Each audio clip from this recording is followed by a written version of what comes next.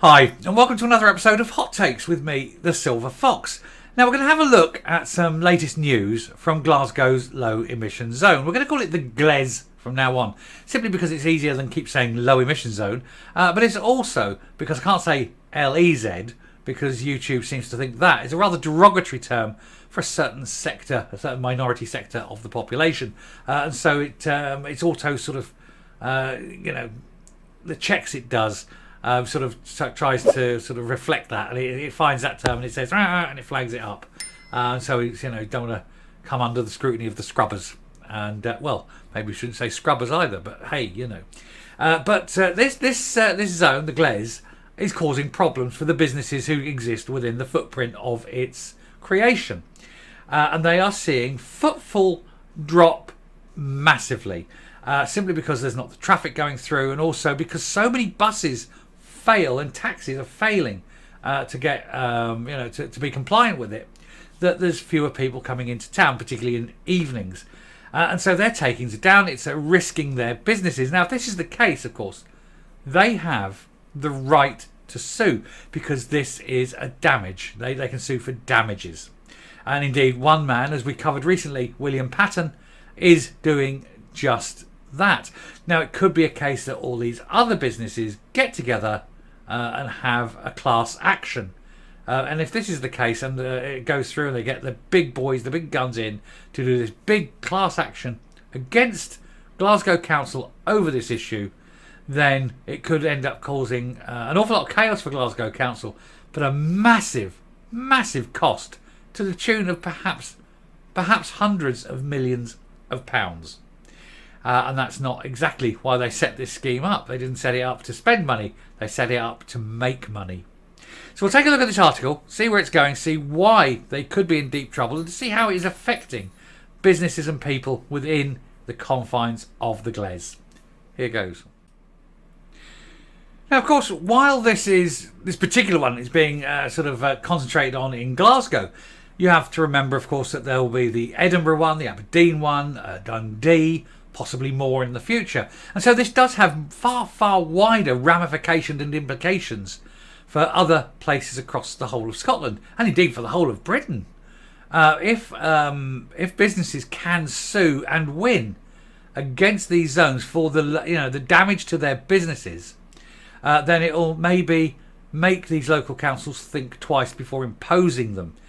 Certainly, it would be beneficial and concentrate their mind if they realise that once you have the initial cost of setting these things up, instead of making money, is then going to cost you money every week as you're forced to pay out on a monthly or annual basis to these businesses for their loss of trade. You're never going to make that money back, and so it may stop these schemes dead in the water. Added to that, the constant call, of course, for personal rejection en masse by the people who should go around and follow the likes of the Blade Runners, and indeed wherever the opportunity arises, we should encourage Blade Runners to go and do these things. I suggest, perhaps jokingly, he says, not asking people specifically to do it. That would be quite wrong. But I'm certainly not going to be disencouraging anyone who decides that perhaps this is a good idea. So I just want to cover myself legally. I'm not telling you to go out there and do it. I'm just saying that if you did do it, I would be tipping my hat to you, you brave men and women who become Blade Runners. But we're getting back to this one. A survey has been carried out by Scottish Hospitality Group, found that 67% of business owners have seen their footfall drop, and that 63% of them blame the low emission zone and poor public transport. But of course, if you're going to ban all these buses, particularly in the evening when people want to go out, they're going to go, oh well, there's that nice bar down there. Oh no, we can't get a bus there, can't get a taxi there. Okay, it's hard to get there. Okay, well, where else we go? Oh, we got the one over the road there. Yeah, we'll go to him. And so the ones outside the zone are going to benefit, but the ones inside the zone are going to be suffering, and they're going to find profits down, expenses up. And that, of course, also has an effect on another particular part of the business, which we will deal with here. More than 2/3 of bar and restaurant owners in Glasgow have slammed the impact of the GLEZ, saying that it has a detrimental impact on business. The lack of public transport at night has also been blamed for a drop-off in footfall after 7 p.m. in the city. Well, of course, you're going to expect that.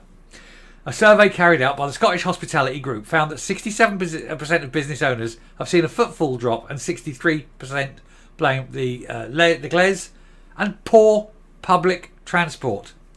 Findings are a blow for Glasgow City Council after they recently claimed that football in the evenings and at weekends is now reported to be 20% ahead of pre-pandemic levels. Now, only one of these two things can be true, and I'm more inclined to believe the traders than to believe Glasgow Council. Any council led by the SNP is always going to be suspect on numbers. Let's just call it what it is. They're liars. The survey also found that 80% think that poor transport is a major concern for staff members getting to and from work in the city. 47% say trading is worse than pre-pandemic levels, and 64% disagree with the council's report that footfall in the evenings and weekends is 20% ahead. In other words, virtually everyone in that group is concerned about their business. As said, there's a fall of business. It thinks that the council are lying, and are very concerned about staff members, especially female staff members, late at night, incapable of getting home safely because of this badly thought out zone. Stephen Montgomery, spokesman for the Scottish Hospitality Group, said the council should focus on getting its own house in order with regards to Gles before focusing on an industry already hit hard by the COVID pandemic. Yeah, I mean, what they're doing is the SNP Council of Glasgow are basically running down after the battle and skewering the survivors. They're digging up the corpses and pissing on the graves. This is what these people are doing. He said, when the consultation for Gles in Glasgow was being done, we didn't have the full financial details on the devastation that the pandemic and its impact on businesses and consumers would have. For hospitality, there's no doubt that we as a sector were the hardest hit, especially in Glasgow, where lockdowns lasted longer than anywhere else. This is the other thing. When this was brought in, they only looked at how much money we can make. They didn't look, what's the impact? I guarantee there was no impact statements on businesses. And if there were, they would have seen the impact statements on business would have been destructive. And they would have well hidden them, because they knew that if that was in there, that gives the businesses the automatic right to compensation. So the best thing to do is not have it, not have an impact statement on that. That way they don't have to deal with compensation. You know, these people, they're sneaky, they're shady, they're liars. You can't trust them. Given the impact of the pandemic, we would have liked the council to have undertaken a secondary consultation on the Gles, but they didn't, because of course not. They knew, like I said, they knew. And instead, its implementation is yet another example of a rushed policy and of a bad policy. It fails to take into account the risk to businesses, the risk to footfall, and the financial risk to employees working inside the low emission zone. For instance, it raises huge concerns for our late night venues who book singers and groups that usually have to have a van with equipment, many of which are now not compliant with the zone. Even if it was a policy they were set on, I don't understand why they wouldn't set a date for 3 or 4 years down the line to allow everyone to get back on their feet financially after the pandemic before imposing these kinds of restrictions upon them. Yeah, but they don't care about that. That's not what they're there for. And of course, it's actually clear that they don't need it anyway. Now, we're coming into the Will Patton thing. Now, he's suing them because the Clean Air Act, and basically saying that they don't have a mandate to do it because at no point has Glasgow's air ever been legally defined as bad. And so therefore, there's no requirement for it. But we also need the businesses to sue as well for damages. But we'll roll these together. It's clear that Glasgow City Council haven't managed to get their own house in order, with reports showing they've spent over 100,000 in a month hiring compliant vehicles. And if the council can't be ready in time, how do they expect cash-strapped businesses and consumers to be compliant? That money should have been better used to clean up the city and make it more welcoming to locals and tourists, or assisting businesses with non-domestic rates. They won't do anything to assist people. They don't want businesses. They want to kill everything. They want everyone miserable, poor, unemployed, and at the complete control of the state. That is the final plan. The Scottish Hospitality Group has written to Councillor Susan Aitkin, Mary McCallan MSP and Fiona Hislop MSP to request a meeting on the LEZ and the overall public transport strategy. But to date, they've had no reply because these people do not want to engage with this. They do not want to get and sit down and have to deal with a problem of their making, knowing that the solution will cost them money. They are scared. They are fright. They dare not address these issues because they know if they do address them, it opens them up for prosecution. The best thing they can do is run away and hide like cowards, because that's what they are.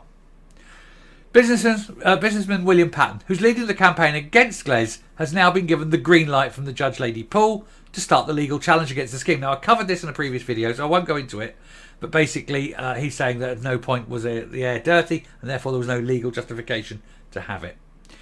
In a newspaper article that footfall in the evenings and at weekends is now reported to be 20% ahead of levels. Overall spending at in the city centre is now 25% of where it was.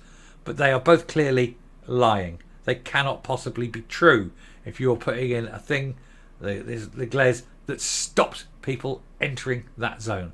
So it cannot possibly be true. How strange that business owners who are actually on the ground and know the truth of what's happening in our city have produced research that shows the council are talking absolute rubbish. Well, we know they are because we know that they are liars. They're the SNP after all. It's what they do. Anyway, I'm going to round off and come up. So there we are. You've got your William Patton suing them for not being correct and even introducing it because of the Clean Air Act. You're now going to get these bunch of traders showing direct damage to their businesses caused by it, which is in and of itself something that can be taken to court and sued for. You then have the council themselves saying that there were no impact statements done, and that they don't have the impact statements because it just wasn't within their remit to do, even though it was. So they're admitting that they haven't done the full impact assessments, which is pretty serious anyway. And then finally, on top of that, the council are even refusing to engage with these people, which again is a legal requirement. They have to when there are problems. And so I think Glasgow Council could be in very serious trouble legally. There can be I think 4 different cases brought against them. And I'd love to see it all done as a class action, and then these people in particularly held personally responsible. And that's what they need to do in the class action, is to go in for personal responsibility. So not only does the council as a whole get sued, but you can then take on the individuals, which you can do in a damages case. This is the thing.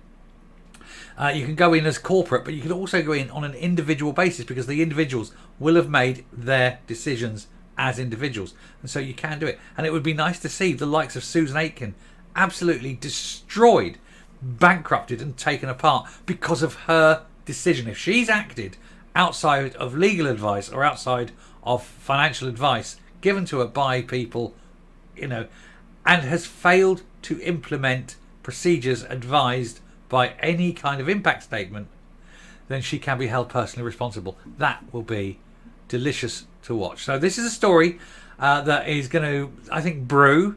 I already said about the William Patton one, and people are sort of saying that we're going to come back, and come October he's got his case. So we're going to be following that. But this, I think, is going to snowball. I think this will be a big story over time. So we'll definitely follow this. Anyway, thank you very much for watching this. It's a bit of a longer one, but I enjoy making this one. I hope I've earned a subscription. If you are a regular viewer and you haven't subscribed, I hope this is the one that helps you push that button. And if you're a newcomer, this is the sort of thing we do on the channel. We try and push out and find the truth and spread the truth. So again, please hit the subscribe button and like the video. And until next time, stay safe, stay well. And if you can, if you're in that area, go into the zone, even if it's on foot. Help these businesses out. They need it. They need all the help they can get to fight against the absolute behemoth that is Glasgow City Council. Thank you and goodbye.